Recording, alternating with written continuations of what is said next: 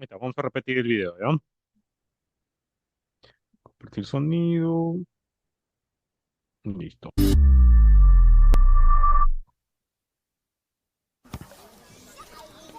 Lo voy a repetir de inicio.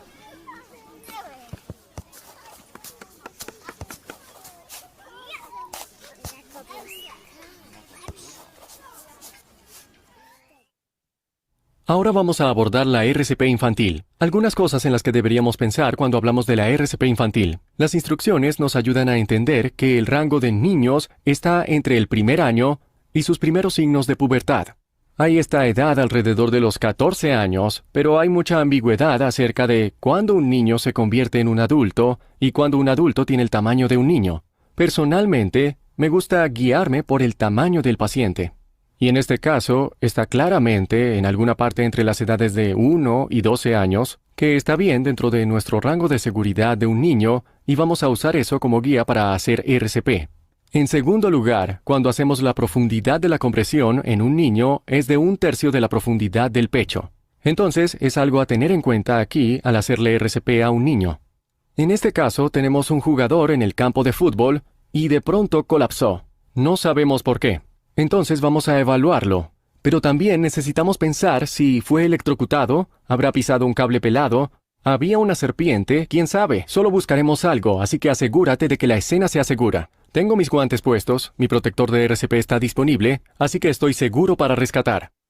Ahora, vamos a hablar sobre cuál es el primer paso. Mano sobre la frente para recordarme no mover la cabeza y el cuello excesivamente mientras toco la clavícula. Oye, amigo, ¿estás bien? ¿Estás bien?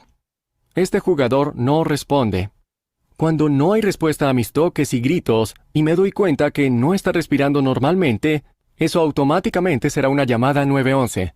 Tú con la camisa a cuadros llama al 911 y vuelve, puedo necesitarte, y si puedes encontrar un DEA, tráelo. Si no tengo a alguien que llame al 911 o traiga un DEA, voy a marcar al 911 en mi celular y lo dejaré en altavoz para que los operadores puedan ayudar a guiarme en esta escena. Muy bien, nos ponemos ya en acción. Voy a colocar, en este caso para el tamaño del paciente, una palma de una mano. Si fuera un niño grande o de una edad o tamaño mayor de niño casi adulto, lo trataríamos como un adulto con RCP con 2 manos, pero para este niño es adecuado con una. Voy a colocar la palma de mi mano en el centro de su pecho, en el tercio inferior de su esternón, en la mitad. Ahora voy a empezar mis compresiones a 1/3 de la profundidad del pecho en profundidad y a un ritmo entre 100 y 120 veces por minuto. Esto es al menos 2 por segundo. Aquí vamos. 1 y 2 y 3 y 4, 5, 6 y 7, 8, 9, 10, 11, 12, 13, 14, 15, 16, 17, 18, 19, 20, 21, 22, 23, 24, 25, 26, 27, 28, 29 y 30. Voy a hacer ahora la maniobra frente-mentón, tomar mi máscara y protector con válvula unidireccional, tapar la nariz y abrir la boca. Y voy a darle 2 respiraciones de rescate.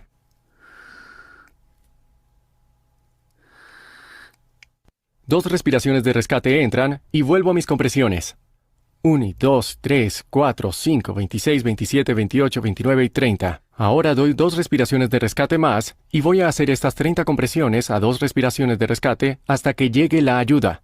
Que llegue el SEM, llegue un DEA o que mi paciente revive, comienza a respirar y se mueve por su cuenta.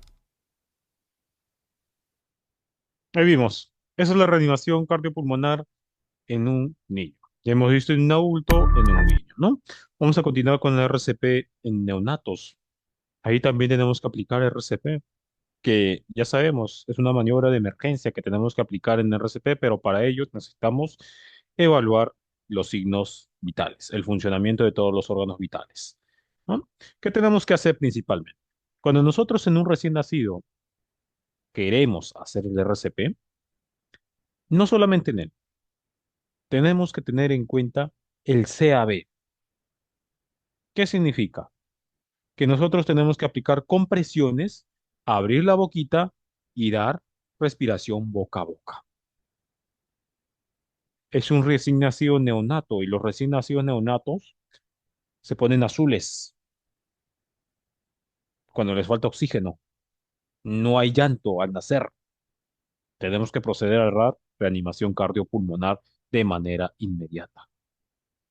¿Por cuánto tiempo? En ellos tenemos 2 minutos como máximo para poder reanimarlos. Tenemos que hacer rápido. ¿Qué hacemos? Mira, 30 compresiones, 2 ventilaciones. Eso lo vamos a tener que repetir cada 2 minutos. Cada 2 minutos. Luego de eso, abrir la vía respiratoria. 30 compresiones, 2 ventilaciones. Por lo general, tenemos que aplicar 30 compresiones, 2 ventilaciones. La respiración para dar por la boca al bebé, nosotros tenemos que taparle la naricita. Vamos a tener que cubrir la nariz, la boca, todo. En un adulto tapamos la nariz y nuestra boca cubre toda su boca.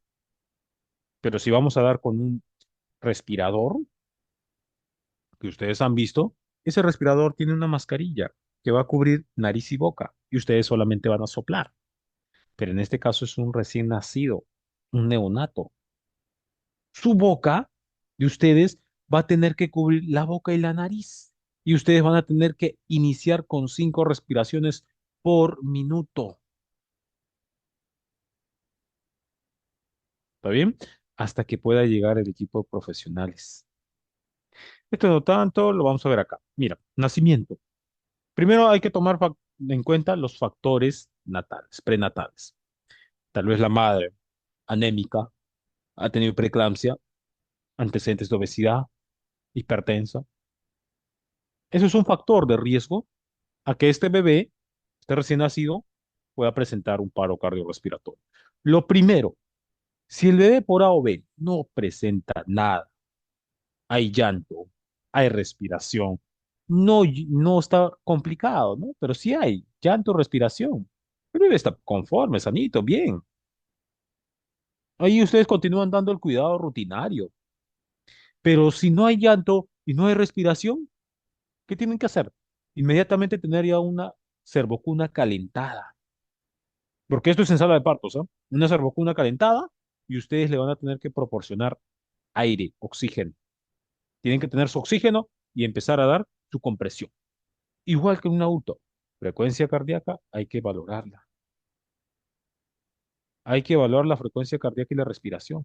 Su frecuencia cardíaca tiene que estar de 100 a 120 por minuto y la respiración 40 por minuto.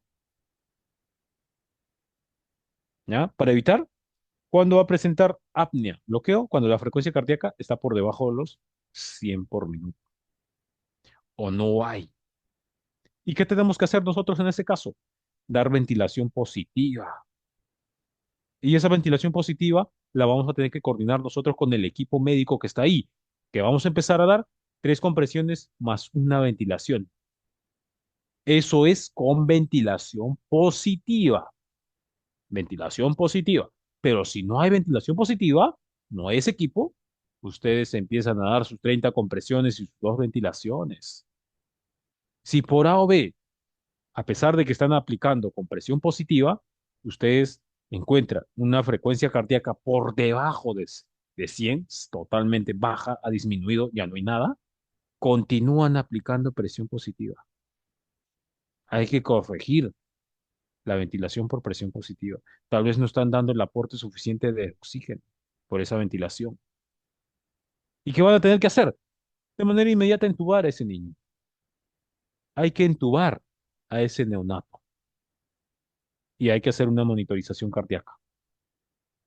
Ellos más que nada presentan una frecuencia cardíaca por debajo de 100, 60, 80. ¿Por qué? No hay ventilación. Los niños más que nada fallecen por ventilación.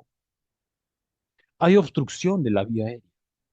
Se ha tragado el líquido amniótico y por eso le falta oxígeno. Por eso que tenemos que aplicar la presión por ventilación positiva. ¿Sí? Otro, intubación. Su frecuencia cardíaca sigue ya no por 100 por debajo, sino por debajo de 60. Cuando hay una disminución de la frecuencia cardíaca, más, ustedes tienen que aplicar la adrenalina. Y esta es la fórmula, de 0,05 a 0,3 microgotas. Pero yo recomiendo máximo la dosis de 0,01. Apliquen 0.01. Pero como es un paciente pediátrico, necesitamos que salga rápido. Necesitamos que salga rápido. Y ustedes lo van a tener que aplicar de esta forma. Es un neonato de 0.05. Ustedes multipliquen su peso. Si su pacientito, por ejemplo, está pesando 3, póngale 3 kilos, exacto. Su fórmula nos dice 0.05. Por 3 kilos, 0.1, 0.15. ¿Llega al medio centímetro de ml a 0.5? No. ¿Por qué no, licenciado? Porque si ustedes la administran demasiado, también van a producir una taquicardia. Y cuando se produce una taquicardia rápida, el bebé su corazón revienta. Así que la dosis es de 0.05. Y ustedes por viendo venosa, infusión venosa, en su jeringuita van a cargar 0.15 ml en una jeringa tuberculina. Y eso lo van a tener que repetir cada 2 minutos por 5 a 7 días hasta que la frecuencia cardíaca se regule. Pero ustedes acá no van a administrar por vía endovenosa, no van a administrar por vía subcutánea, van a administrar intraumbilical. ¿Cómo? Su cordoncito. Tienen uno, otro endotraqueal, otro interóseo. En adulto pueden administrar intracardíaca directamente al corazón, pueden administrar puro no venoso. No necesariamente la adrenalina, tienen que administrarlo diluido con cloruro. Yo recomiendo puro. ¿Por qué? Porque voy a administrar rápido. Yo quiero que se reanime rápido. Y si yo lo aplico con cloruro hasta terminar de aplicar con todo el diluyente, nuestro paciente se murió, ¿no? Así que ya sabemos, eso es la técnica hasta que se recupere. Un OVA-C, que es la obstrucción de la vía aérea. Este OVA-C se presenta en niños, adultos, bebés. Una persona se puede atragantar con la saliva, con un granito de arroz. Se puede atragantar con un trozo de carne. Y ahora en las Navidades se va a ver, van a haber muchos atragantamientos. Van a haber muchos atragantamientos porque todos van a estar concentrados en el pavo, el pollo, la visita, todo. Se presentan en los adultos mayores, en niños, en todos. Pero lo que tenemos que tener en cuenta es identificar los signos y síntomas que un paciente o señales que pueden presentar unos pacientes. Lo primero que nosotros tenemos que identificar en un OVAC es esta tríada. Es esta tríada. Puede, nos dice acá, disminución de los ruidos respiratorios. Nuestro paciente cuando se atraganta tose en algunos de los casos. Tose, ¿por qué? Porque la obstrucción es incompleta. No tose porque la obstrucción es completa, total. Si es incompleta, va a haber tos, va a haber sibilancia. ¿Cuál es esa sibilancia? Una respiración ahogante. Muchos de ustedes tal vez han realizado la prueba de espirometría. Cuando soplan, hay un sonido, un silbido. Eso es una sibilancia. Porque el paciente va a toser, toser y le va a faltar aire. Pero hay un detalle. No siempre van a haber los tres. Por eso les decía, si hay una incompleta, ustedes van a apreciar todos estos tres. Pero si hay una completa, no van a encontrar ninguna de las tres.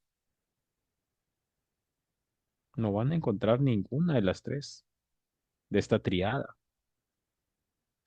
Por eso que tenemos aquí dos tipos de obstrucciones, que es la obstrucción completa y la obstrucción parcial o incompleta. Completa cuando está obstruida la vía aérea en su totalidad.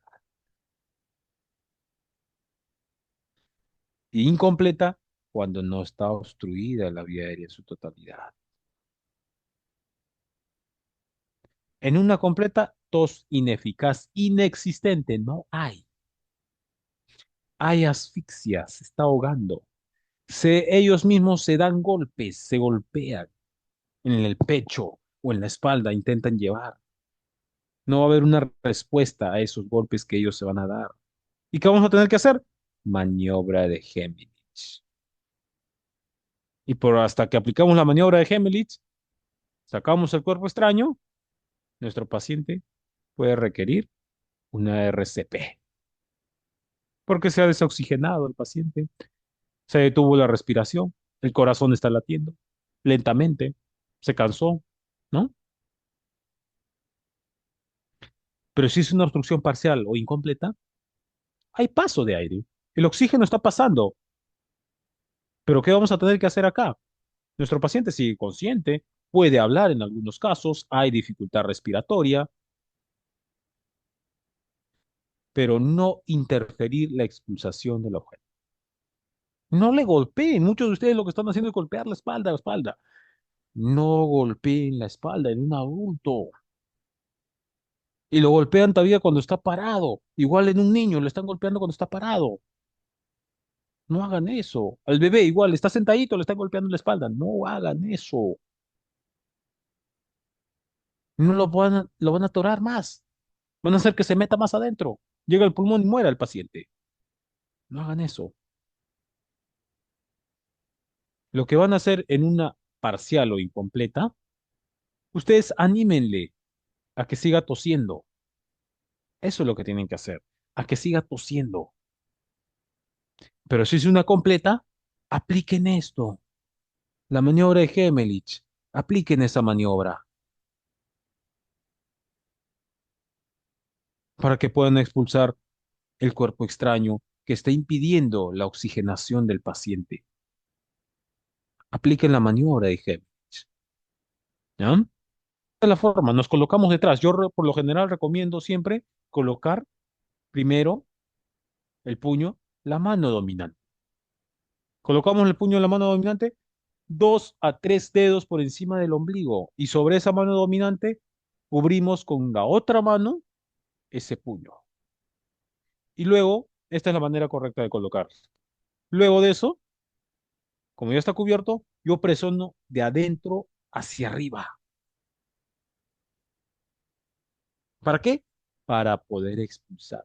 El estómago ya por lo general está lleno de aire. ¿Por qué creen que ustedes botan los peditos, los gases que lo eliminan? ¿Mm? ¿Por qué creen que eruptan? Eso nos ayuda mucho, nuestro organismo. El organismo sabe la cantidad de oxígeno que va a retenerlo. Por eso que no hay una cantidad de oxígeno que el estómago retiene. Como nosotros presionamos, va a expulsarse, se expulsa, hasta que veamos salir el cuerpo extraño. Y si es una embarazada, una gestante, esta es la manera. Presionen en el tórax. Si es un adulto obeso, coloquen en el suelo porque no la van a poder levantar. Coloquen en el suelo y presionen el abdomen. Pero si es una embarazada, presionen tórax. ¿Ya? Porque no lo van a presionar abdomen ahí. Es un embarazo. Es un embarazo. Presionen tórax. Pasos para la maniobra de Heimlich en niños. Esta es la manera correcta. La misma forma que aplicamos la maniobra de Heimlich en adultos. La misma forma. Solo que nos colocamos a su nivel. Acá les voy a presentar un video sobre la maniobra de Heimlich en niños y en adultos. ¿Está bien? ¿Cómo realizar la maniobra de Heimlich en adultos y niños? Es probable que alguien cercano a ti se pueda ahogar con algún alimento u objeto, como un trozo de carne o una pieza pequeña de algún juguete, y se obstruya su vía aérea sin poder respirar. La persona, al no poder hablar ni toser, se llevará las manos al cuello de forma instintiva, y para ayudarla es vital que sepas hacer la maniobra de Heimlich. Esta maniobra se aplica en adultos y niños mayores de 1 año. ¿Qué hacer? Pregunta, ¿te estás ahogando? Si la persona asiente, párate atrás, abrázala alrededor de la cintura, haz un puño con una de tus manos y envuélvela con la otra. Colócalas en el abdomen, entre las costillas y el ombligo. Presiona hacia adentro y arriba, fuerte y rápido. Repite el movimiento hasta que expulse el cuerpo extraño. Si pierde el conocimiento, llama a tu número de emergencia e inicia la maniobra de reanimación cardiopulmonar cuanto antes. Revisa la vía aérea cada vez que corresponda ventilar. Retira el cuerpo extraño si lo ves y alcanzas con tus dedos en pinza. No busques a ciegas, porque puedes introducirlo más. Si la persona es obesa o está embarazada, debes pedirle que levante sus brazos y hacer la maniobra en el tórax. Si la persona es muy alta, busca algo para subirte. Y si es muy baja, debes agacharte y así poder hacer la maniobra correctamente. ¿Qué hacer si estoy solo y me sucede a mí? Busca ayuda, alertando con ruidos y o golpeando algo. No intentes hacerte la maniobra tú solo, ya que es probable que no te resulte y pierdas el conocimiento. Si pides ayuda, otra persona podrá llamar al servicio de urgencia. Es importante que la persona sea evaluada en un servicio de urgencia después de la maniobra. Clínica alemana, si es tu salud, es la alemana. Esa es la manera ¿Cómo realizar? correcta de hacer un RCP. Y en el caso de un bebé menor a un año, por ejemplo, ahí sí damos golpecitos en la espalda, pero lo colocamos en esta forma el bebé. La boquita hacia abajo, la cabecita hacia abajo, bien inclinada hacia abajo la cabecita. ¿Ya? Miren, si ustedes ven, está inclinado hacia abajo, no está recta. Le vamos a dar palmaditas en la espalda. ¿Cuántas? 5 palmaditas. Pero hay un detalle. Acá está la boquita. Introducimos 2 dedos, ¿ya? Para abrir la boquita y poder golpear la espaldita. No golpeamos con un puño, solo palmaditas. Pum, pum. Como aplaudir, esa misma forma de mano lo ponemos y golpeamos la espaldita. Y ahí vamos a ver que se va a salir el cuerpo extraño. En los bebés, puede ser que empiecen a entrar a un paro cardiorrespiratorio por lo general. Vamos a tener que reanimar hasta que se expulse. Luego de eso, ¿qué hacemos? Ponemos en la posición de seguridad. Pero hay un detalle. Nosotros necesitamos aplicar 5 palmaditas en la espalda y 5 presiones en el pecho, porque eso nos va a ayudar a que se pueda expulsar más rápido. Así que no lo golpeen. Y la forma igual para golpear, dar la presión o la compresión en el pechito, la ponemos así, inclinada hacia abajo. No la ponemos la mano de nosotros recto, porque si la ponemos recto nunca va a expulsar, nunca va a expulsar. Esto lo damos con presiones con el fin de que el corazón no se detenga. Y lo que es la palmadita en el pecho, perdón, la espalda, para expulsar el cuerpo extraño.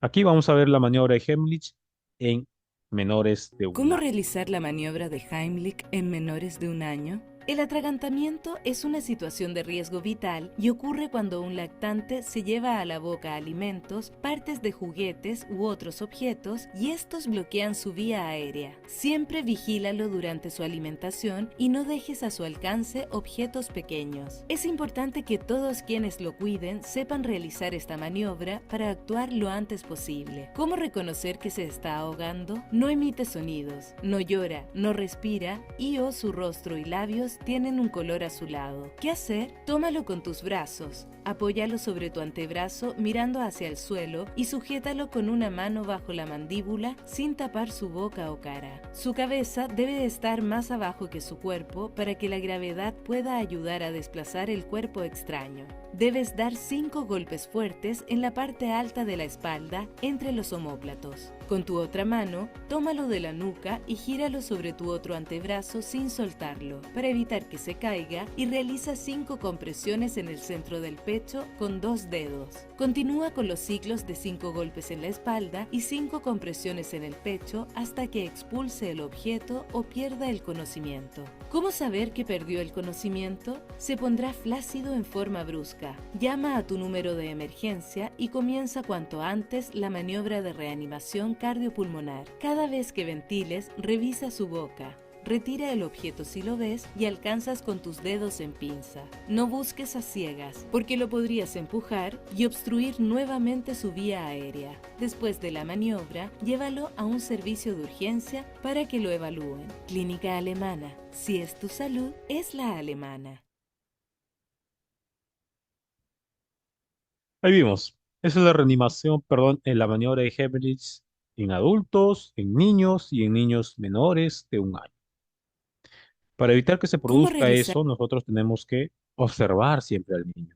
Hay que monitorear, ¿ya? Las quemaduras. Vamos a hablar un poquito más rápido, ¿ya? Me van a disculpar porque nos hemos demorado en RCP. Lo que es en quemaduras, primero nosotros tenemos que identificar el tipo. Ya sabemos que hay de un primer grado, segundo grado y tercer grado. La de primer y segundo grado son las que más tarden y duelen. La de tercer grado no hay dolor porque ya dañó toda la piel, toda la estructura de la piel. ¿Y qué vamos a tener que hacer nosotros en una quemadura de primer y segundo grado? Tenemos que contrarrestar ese dolor. Por eso que nosotros colocamos a esa paciente, a esa zona quemada, sobre el agua fría. Por A o B se ha quemado con aceite caliente, coloquen aceite. Yo recomiendo más el agua fría. ¿Por qué? Porque va a refrescar y va a desinflamar la herida o la lesión. ¿Y qué más? ¿Cómo la curamos en casa? No rompan las ampollitas, no la revienten, déjenla ahí, no la revienten, déjenla. Pueden aplicar gasa furacinada o furacin, o pueden aplicar sulfodiazina de plata, pero la sulfodiazina de plata yo lo recomiendo en quemadura de tercer grado. Pero ya de tercer grado ya requiere sí o sí hospitalización, porque ha destruido nervios, tejidos nerviosos, y en ese caso van a necesitar injerto de piel, ¿no? Así que primero y segundo grado yo lo puedo tratar en domicilio todavía. Compro gasa furacinada, la curo con eso. La gasa furacinada es una grasita, es una gasa con grasita que ayuda a regenerar el tejido, regenera el tejido. Y lo cubro con gasa seca para que ahí esté, no se contamine la herida. ¿Cómo lo vamos a lavar? Lávenlo con agüita con jabón, nada más. Una vez que haya reventado las ampollas solita, van a ver que ese tejido muerto está. Pueden lavarlo con gasita, nunca recomiendo con algodón, porque las pelusas quedan y esa pelusa hace que se infecte la herida. Con una gasita, agua y jabón, y lo enjuagan, y luego colocan la gasa furacinada. En las heridas abrasivas, que se presentan constantemente las caídas de los niños, se hacen ese tipo de heridas. Por lo general acá, si hay dolor y ardor, lo pueden curar en casa con agua y jabón es suficiente. Pero si es un niño, cúrenlo con agua y jabón y déanle un antiinflamatorio, un analgésico, paracetamol, pueden darle ibuprofeno, no hay problema. Pero yo no recomiendo dar ibuprofeno a menores de un año, hasta los 2 años, porque es un AINE y todo AINE daña mucosa gástrica. ¿Ya? Recomiendo solo paracetamol, más. Y curación diaria, para que cuando ustedes hacen una curación diaria, la herida cicatriza más rápido. Heridas contusas, en el caso que hay una herida contusa, mira, aquí apliquen frío, algo local, frío, un moretón, compresiones. Pueden aplicar uno, por ejemplo, el alcohol de 70, empápenlo con una gasa, lo colocan ahí y empieza a desinflamar, disminuir el dolor. Pero el morado que ven ahí, ese moretón, va a demorar en desaparecer hasta que el cuerpo lo absorba. En el caso de una dama, lo pueden ocultar, pero no con maquillaje, todo, pero eso no es un primer auxilio. Eso es que están cuidando su imagen, sí. Pero esto es un golpe, es una contusión. Y las heridas contusas demoran en desaparecer, demoran en desaparecer. Las heridas cortantes, incisivas. Esas heridas, por ejemplo, esta herida, ¿qué necesita? Necesita sutura. Acá, ustedes pueden suturar esta herida con Vicryl, con Vicryl. Le pueden colocar, yo recomiendo en rostro, colocarle 5 a 6 7 puntos para que cierre bonito. Porque si ustedes no lo juntan bien la herida, no lo cierran bien, queda abertura y ahí eso hace que se forme las cicatrices feas que vemos. Una vez hecho, hay que cubrir con un apósito, una gasita, una curita, ¿no? Cubramos con eso y la herida va a empezar a cicatrizar. Pero cúbrenlo, a pesar de que esté suturado, cubren diario para evitar que haya infección. Y siempre presionen la herida. ¿Por qué les digo que presionen? A veces no lo lavan bien y la materia se forma adentro. Y esa materia va a producir más y más. Va a haber fiebre en ese paciente. Así que necesitamos presionar para evacuar esa, esa pus que hay, ¿sí? En una hemorragia. En el caso de una hemorragia, lo que nosotros tenemos que hacer principalmente es identificar el tipo de hemorragia. Si es una hemorragia arterial, venosa o capilar. Las capilares, por lo general, desaparecen rápido. La venosa, aplicamos una presión por 5 minutos, la sangre se corta. Pero en cambio, en una arterial, necesitamos nosotros hacer torniquetes y acudir al establecimiento de salud. Pero si es un corte de una vena y no arteria, acudir al establecimiento de salud. ¿Qué se puede hacer? Pueden aplicar torniquete o presión, cualquiera. En venosa o arterial, apliquen torniquete, pero tiene que ser liberado ese torniquete cada 5 minutos. ¿Para qué? Para que no muera todo el músculo. Pero por lo general yo no recomiendo torniquete, solo en arterias nada más. Presión, pero eso va a depender mucho dónde van a aplicar el torniquete. Tal vez la extremidad inferior derecha lo perdió totalmente y ahí hay arteria. Caballero, torniquete. Tienen que aplicar torniquete. Ya perdió esa extremidad. ¿Y qué hago con esa extremidad, licenciado? Ponla en hielo. Ponla en hielo y llévalo inmediatamente al establecimiento, a un hospital, hasta que lo evacúen para que lo puedan volver a insertar. En fracturas, luxaciones o esguinces. En esguinces, luxaciones, hay que inmovilizar. En un esguince hay que inmovilizar al paciente. Hay que aplicar calor frío. No apliquen calor, apliquen compresa frío, apliquen hielo. Perfecto. No apliquen agua. Agua no, no va a enfriar. Apliquen compresas de agua fría. Ahí sí, agua fría congelada. Lo ponen, empieza a desinflamar, empieza a disminuir el dolor. Y sobre todo, hay que inmovilizar esa articulación. Porque en un esguince solamente hay un desgarro. No hay rotura de huesos. ¿Ya? En una luxación puede haber fractura, luxofractura. Pero aquí solamente se desplaza la articulación, se mueve de su lugar. Está separada. ¿Qué tenemos que hacer? Inmovilizar y referir al centro de salud o al hospital para que la puedan reubicar. Nunca intenten ustedes reubicarla en casa, porque pueden ocasionar una fractura y ya se convirtió en luxofractura. En fracturas, lo primero que ustedes tienen que hacer es principalmente, lo que ustedes van a hacer principalmente en una fractura, es identificar el tipo de fractura. Puede ser una fractura abierta, una fractura cerrada. Si es una fractura cerrada, hemorragia interna, pero si es una fractura abierta, hemorragia externa y a la vez interna, porque el hueso que no ha salido va a presionar o va a reventar vasos sanguíneos. Así que tienen que ver ambas. Lo principal, inmovilizar la arteria. Hay que inmovilizar la arteria. Es lo que tenemos que hacer. Perdón, la arteria no. Hay que inmovilizar esa zona lesionada, la extremidad que se ha lesionado. En este caso se ha fracturado toda la pierna. Acá hay una fractura. Puede ser una fractura abierta o una fractura cerrada, pero igual nosotros tenemos que inmovilizar, colocar los férulas a los costados y en la parte inferior también para que no mueva esa persona. ¿Ya? Vamos a hablar un poquito de la brigada de rescate. Nosotros sabemos que los paramédicos brindan el rescate, la evacuación a la víctima. Pero ¿qué tenemos que hacer? Las brigadas, los equipos de rescate o brigadistas son los que brindan la atención, son los que ayudan a sacar a los heridos. ¿De dónde? De los desastres. Y ellos tienen una gran responsabilidad.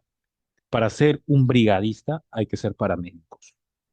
Y nosotros como licenciados, no necesitamos ser un licenciado para volvernos paramédicos. También podemos ser paramédicos. El técnico también puede ser paramédico. Una persona civil puede ser paramédico. Personal de limpieza puede ser paramédico. ¿Por qué? Un paramédico brinda los servicios de atención inmediata, lo básico, primeros auxilios. Y los brigadistas de búsqueda y rescate se enfrentan a grandes peligros.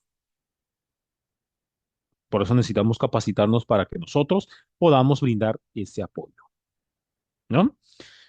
Eh, Aquí, por ejemplo, la brigada de búsqueda y rescate, no tanto. Acá, si hubiera otra oportunidad, les hablaría un poquito más sobre lo que son todos de brigadistas y rescates, pero le he implementado esto porque pertenece al tema de desastres.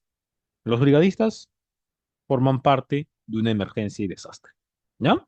Así que lo vamos a dejar ahí, pero sí, esto son los equipos que tienen que ver en un botiquín de primeros auxilios. Y acá les voy a poner un videíto para que ustedes lo vean.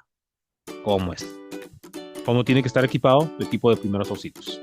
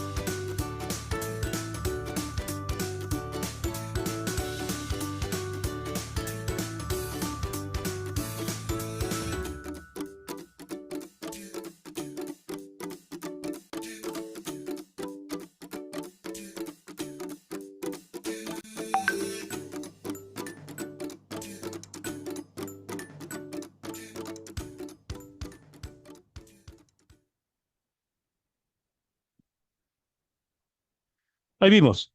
Ese es el equipamiento que debe de tener exclusivamente nuestro botiquín de primeros auxilios. Me indican que ya se va a cortar. En un minuto se corta el Zoom.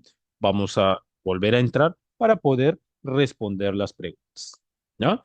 Pero por mientras voy a explicar un poquito. Estos son los equipos que necesitan ser. Ustedes deben tener siempre un equipo de primeros auxilios en domicilio, en la casa. Si tú trabajas en una oficina, yo te recomiendo que equipes o tengas un botiquín de primeros auxilios, porque el botiquín de primeros auxilios nos va a ayudar bastante. Ten insumos básicos, básicos para poder brindar la atención. Y ahora que tú ya sabes, conoces cómo hacer una primera atención, porque hemos hablado de primeros auxilios, lo rápido, RCP, niños, adultos, pediátricos, hemos hablado sobre lo que son el OVC, atragantamientos, hemos hablado poquitos rasgos, lo que es heridas y fracturas, ¿no? Así que ya sabemos. En fracturas, esguinces, luxaciones, hay que inmovilizar principalmente, inmovilizar la zona, ¿ya? En OVC, obstrucción de vía aérea, hay que identificar si es completa o incompleta. Ya saben, la incompleta, nuestro paciente puede hablar con dificultad, puede toser, puede respirar. Ahí, anímenle a toser, no hagan maniobra de Heimlich, pero si es completa, ustedes van a ver la